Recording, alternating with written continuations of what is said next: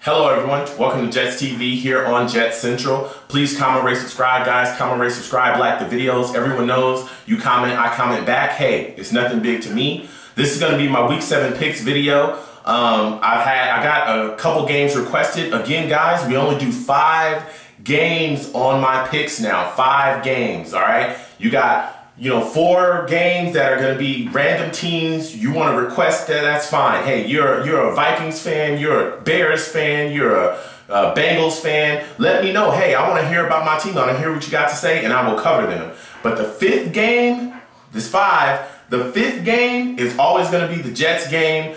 Again, I'm non-biased. I'm unbiased. But hey, my Jets fans always want to hear about it. So hey, you guys are always going to be one of my games. So 5 games again, guys.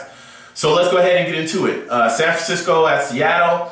I'm taking San Francisco in this game, but you know what? They're playing in Seattle, and Seattle has a 12th man in that crowd, and it's going to be loud and very disruptive to San Francisco's offense. We all know that Alex Smith has been turnover prone these last couple weeks. He threw 3 picks last week. I mean, things are just kind of falling apart there for San Francisco offensively, but it's all based off of Alex Smith. If he comes out and plays extremely well and they're running the ball decently, like I believe that they can against Seattle, then I think things will flow pretty smoothly for San Francisco. But if they come out and Alex Smith starts pressing and throwing stupid interceptions, it's going to be a bad day for him. I do think Seattle also has the ability to pass rush as well. They're going to be able to get after Alex Smith, but I think that Harbaugh's going to draw up some things and get very creative offensively to keep Seattle's pass rushers off of him.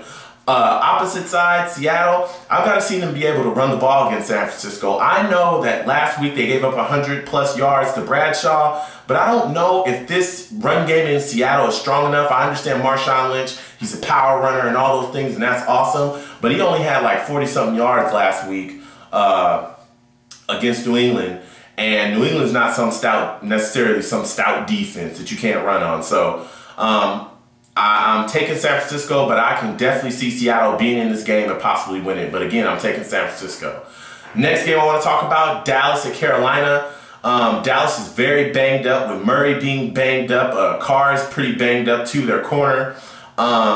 Carolina, Cam Newton has got to play better. He's got to come out and step up and win this game. He's got to play better. That defense has also got to play better as well against the run. But with Murray banged up, I can't really see Dallas running the ball all that much. The reason why I'm taking Carolina is I don't know what type of Dallas I'm going to get. I don't know if I'm going to get this physical Dallas that comes out and plays. I don't know if I'm going to get the Dallas that plays 4 quarters. I don't know if I'm going to get the Dallas that, is going to take advantage of opportunities. I don't know what I'm going to get out of Dallas. I don't know. It's too much randomness there. They've got to come out. They've got to run the ball. And Dez Bryant has got to be there when the ball is up in the air. He's got to make plays and make catches. Bottom line, he's got to make critical catches. And I think that's what it's going to come down to in this game. It's going to come down to a critical catch. And I can't trust Dallas because they've always shown me that they can't make those critical plays. So I'm going with Carolina. I think Cam Newton has a semi-big game. I think he's going to be able to throw the ball as well, especially to his tight end. So I'm taking Carolina. Baltimore at Houston. This was another game that was requested by a Baltimore Ravens fan. You know who you are. You didn't want me to say his name. I'm taking Houston in this game simply because I think Baltimore is so banged up defensively.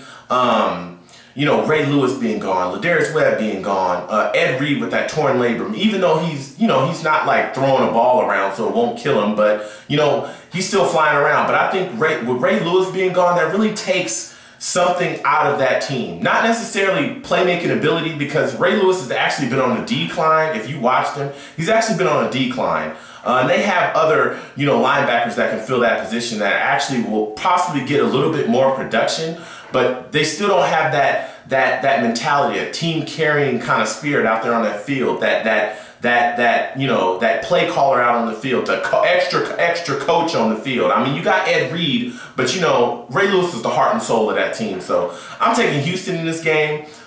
You know, Arian Foster's coming back. He's strong. You know, all the offensive weapons that they have, and they can play defense as well. And again, it's a West Coast swing for Baltimore. They're coming all the way, you know, to Texas, which isn't necessarily the West Coast, but it's South. But still, you know, it's a swing to the other coast. So I'm taking Houston. Oh, anyway, with that game, going back to that game, Baltimore and Houston, big thing that I have to say is that Matt Schaub has to deliver. Andre Johnson has to make catches. He cannot get shut out in this game like he did against us a couple weeks back. They have got to start connecting a little bit better. So I'm done with that game. Moving on to Detroit and Chicago. This is going to be a very, very interesting game. Matt Stafford, we all know that they're going to throw the ball around. Can Chicago's defense contain Calvin Johnson? He got loose in the second half against Philadelphia. Chicago cannot let that happen to them at all.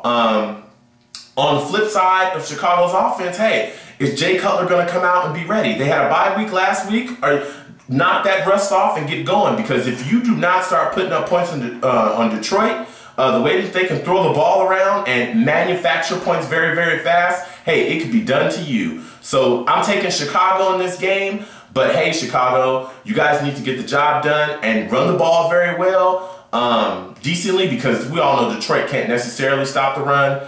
And as long as they run the ball very well and, you know, complete plays and complete 4 quarters, and Jay Cutler's not throwing mad interceptions and making bad decisions, I definitely think that Chicago's going to win this game, and I'm taking Chicago as well. So Chicago over Detroit, that's what I got. Next game I want to talk about, New York Jets versus New England. This is going to be a very big game for us, a very, very big game. We just came off of beating Indy last week. I really, like I said in the last week's video, that was a prepper for this one. New England is coming in. They're pissed off. They just took a loss to Seattle. We all know it's New England at home. I'm really questioning the fact that the New York Jets, where's our weapons? You know, I don't know if we have enough weapons to beat New England. It hurts my heart to say this, but I am taking New England in this game. I think Wes Welker has a big game. I love the way that Cromartie has been playing, but whoever our third corner is going to be, whether it's, you know, Langster, or if they, you know, slide protect, or if they slide and put Kyle Wilson in that slot, it's going to be a bad day, because Tom Brady's just going to really pick on whoever our third corner is. They're going to spread us out. Brandon Lloyd and, you know, Hernandez is back. You know, Logan Mankins, which is one of their offensive linemen, he's back as well. I mean, they got some weapons. I don't think the New York Jets have anybody that can cover Gronkowski. I think that's going to be a matchup nightmare for Landry, the safety for the Jets. I just can't really see us going in there and beating them, you know, at home. Every single year we split with New England. They usually beat us when we go to New England, and we usually beat them when they come and play us in Jersey at the Meadowlands. So again, guys, I'm taking New England in this game. Please comment, rate, subscribe, guys. Comment, rate, subscribe, like the videos. I cannot wait for these games in week 7. See how my picks went out, guys. So be on the lookout for my recap video. Thank you guys for watching.